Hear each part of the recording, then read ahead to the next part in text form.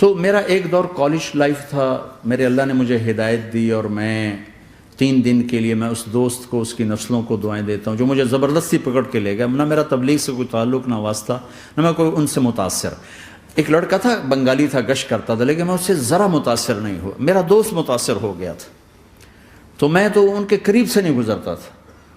تو وہ اور میں اسکول میں اکٹھے آ رہے تھے، کالج میں اکٹھے آ رہے تھے، تو وہ متاثر ہوا، وہ 3 دن کے لیے جا رہا تھا، تو مجھے بتائے بغیر میرا ہاتھ پکڑ کے لے گیا، مجھے کام ہے چلو میرے ساتھ، اور میں اس کو انکار نہیں کر سکتا تھا، یہ میرا اس کا تعلق تھا۔ اب بھی اسی طرح بھائیوں جیسا تعلق، میں اس کا احسان ماں، مجھے زبردستی لے گیا۔ ہمارے پنجابی کی مثال ہے، کبے نو لت لگی وہ سیدھا ہو گیا۔